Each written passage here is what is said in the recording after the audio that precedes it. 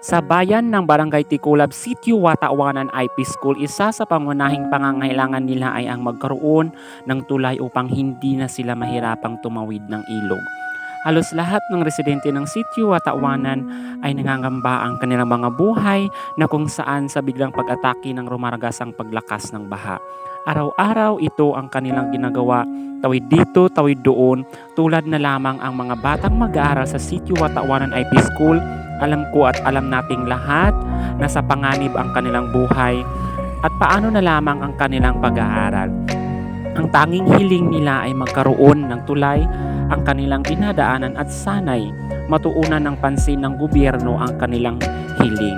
Taos-puso po ako nagpapasalamat sa mga guro sa walang sawang pagtuturo sa Watawanan IP School. Ma'am and sir, marami pong salamat sa inyong walang sawang pagtuturo. Saludo po ako sa inyo. Alam ko po na mahirap ang sitwasyon sa pagtuturo, tawid dito, tawid doon, at hindi natin alam ang buhay natin ay weather lang. But taos-puso pa ako nagpapasalamat sa mga guro at sa Panginoon sa paggabay sa inyong lahat. Alam ko po na mahirap ang inyong sitwasyon, tawid dito, tawid doon. Hindi natin alam ang biglang pag-agos ng baha, ngunit hindi pa rin kayo nagpapatinag. Patuloy pa rin kayong magsilbi sa mga bata upang matuto sila. Marami pong salamat sa mga guro ng Watawanan IP School. Ma'am, saludo po ako sa inyo. Katulad na lamang ito sa pangangailangan at pangunahing pangangailangan ng Sitio Watawanan ay ang magkaroon ng tulay para hindi na sila mahirapan sa pagtawid ng ilog. Katulad na lamang ng ito mga nanay, karga-karga ang kanilang mga anak, natatakot sila na ang kanilang dinadaanan ay sa biglang pag-atake ng baha. Ayan, humanap sila ng paraan para makabili ng gatas at para may makain ng kanilang anak. Ang nadalawang isip pa silang tumawid baka sa pagbiglang pag-agos ng baha. Natatakot ako sa kapwa kong IP, but patuloy pa rin ang buhay natin. Sadyang ang Panginoon lamang ang gagabay sa ating lahat. Ayan, katulad na lamang ng motorsiklong ito, mahanap sila ng paraan para makabili ng bigas, para makatawid dyan sa ilog na yan. At awa po ako sa kanya mga guys, patuloy pa rin silang lumalaban sa hamon ng buhay kahit kaano kahirap ang kanilang sitwasyon.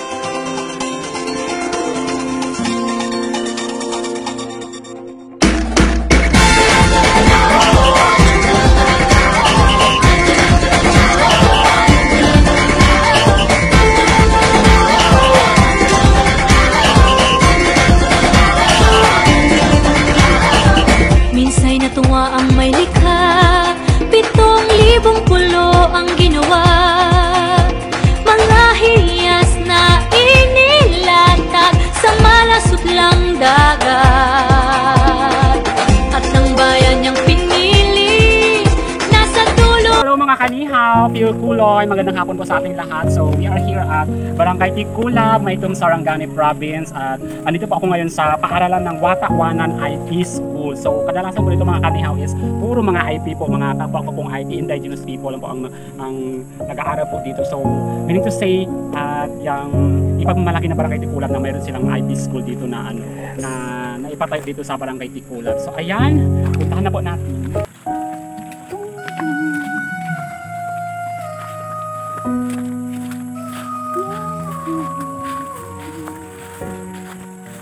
So ayan mga kanihaw, andito na po ang paaralan ng Watawanan IP School na kung saan nakikita nyo po sa harapan. At simple lang po yung school dito mga kanihaw, but yung mga bata dito is masaya talaga sila kasi mayroong paaralan na malapit lang sa kanilang purok. Kumaga, medyo malayo ito sa sa town, kumaga dun sa mismong po Maytong. And then nagpapasalamat kami dito kasi sa mga kapwa nating IP na kapag-aral sila dito kasi malapit lang. So ayan, nakita natin yung school nila. Maganda siya, and then naka-separate po siya.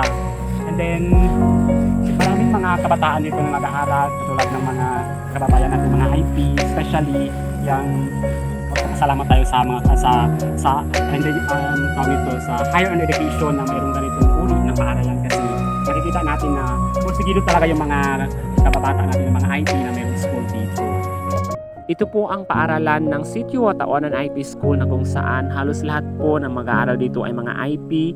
Taos puso po ako nagpapasalamat sa mga guro sa inyong walang sawang pagtuturo, tawid dito, tawid doon. But hindi pa rin kayo titigil na magturo para matuto ang mga bata. Taos puso po ako nagpapasalamat sa inyo at kayo po ang inspirasyon ng mga bata. Gagawin nyo po ang lahat upang magtuto po sila. Marami pong salamat sa mga guro na nagtuturo dito sa Sitio Watawanan IP School. Mabuhay po kayong lahat at saludo po ako sa inyo. Hello mga kanihaw, good afternoon. So, andito po kami ngayon sa Watawanan IP School na kung saan kasama ko po ngayon ang nag-iisang napakaganda na SK Chairman ng Barangay Tikulab, Honorable Mary Mick Bitson. So, ayan Chairman, masaya po ba kayo na mayroong naipatayo na school dito sa Barangay Tikulab? Of course, masaya po ako. Sobrang saya po dahil katulad sa amin kasi dati na doon kami nag-aaral sa baba. So, kung galing ka dito, lakarin mo pa yun, malilate ka na sa pagpasok sa school. Then, isa pa, ang tawag niyan, ang pinakamahirap dito is kapag mag-ulan, madali lang magbaha, yung mga bata ba na hindi sila makatawid, hindi sila makagawa ng school kasi sa kadahilan ng madali lang dito magbaha. So, sobrang saya ko na nagkaroon ng school, ng Watawanan IP School dito sa City Wata or dito sa Barangay Tikulab dahil ang mga kasamahan ko or yung mga kabataan na mga IP na katulad ko is madali lang sila makapunta sa school. Like, kung gusto nila magpunta ng school na mas maaga, mas tawag niyan kahit maliit pa man sila, ganyan, mas malapit na lang yung school na pupuntahan nila. And then, tawag niyan, comfortable din sila na mag-aral dito kasi nga ang mga katribo din ang mga kasamahan nila.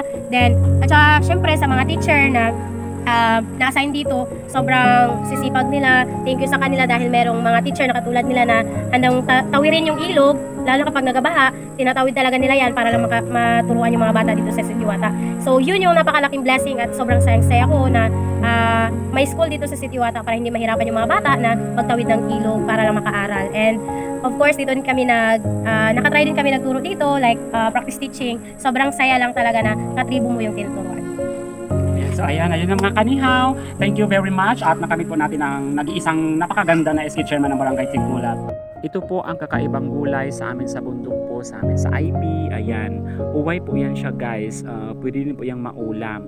Kukunin pa po yan sa bundok. Ayan, sa mga ko pong IP, kinuha po yan nila doon para ibenta sa bayan, para pambili ng bigas, asin, bitsin, asukal, kape, yan sa ayan. Uway yan guys, pwede na niyang gawing bukag na yan sa ayan. Masarap po to siya. Ito yung kakaibang gulay sa amin. At masustansa po yun siya guys. And mga kapwa ko pong tribo, kinuha po nila doon para ibenta sa bayan. So ayan, pwede po yung gawing bukag guys. Ayan. Yung uway na yan, pwede niyang gawing bukag. Yung kakaibang gulay na yan.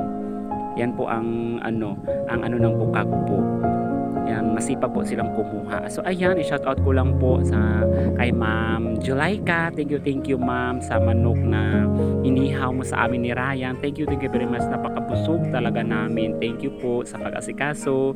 Maraming salamat Ma'am Julayka.